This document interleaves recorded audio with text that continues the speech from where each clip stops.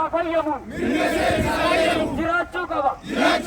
Abiy dictatorship. Fannoo groupies. Dictatorship. Fannoo is terrorism.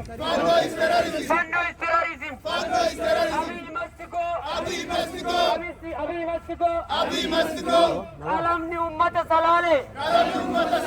Ummata Oromoo hundaat. Ummanni salaale ummata nagaat. Ummanni salaale qe'ee isaarratti.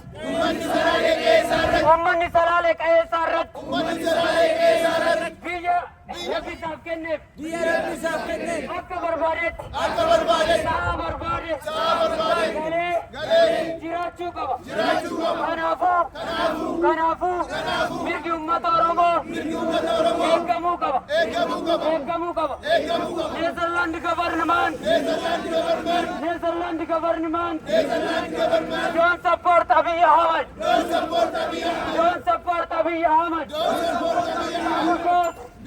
Because Abiy is dictatorship. Abiy is killer. Abiy is terrorism. Stop killing Oromo people.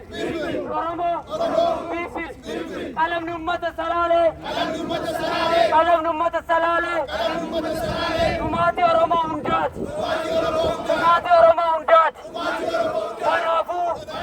Kanaafuu ummanni salaale akka barbaadetti mirga isa hayyamame jiraachuu qaba.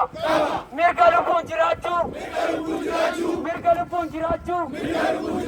mirga bahee hojjechuu akka barbaadetti biyya isaarratti jiraachuu qaba. Ummanni Wallaggaa dhumaatii yeroo hedduu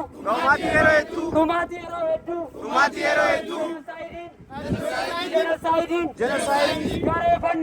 garee fannootiin irratti gaggeeffamu dhaabbachuu qaba. Mootummoonni garaagaraa Abiy Ahmed mootummaa Itoophiyaa support gochuu hin qabdan. Free Oromo people. Fannoo out of Oromia. Stop.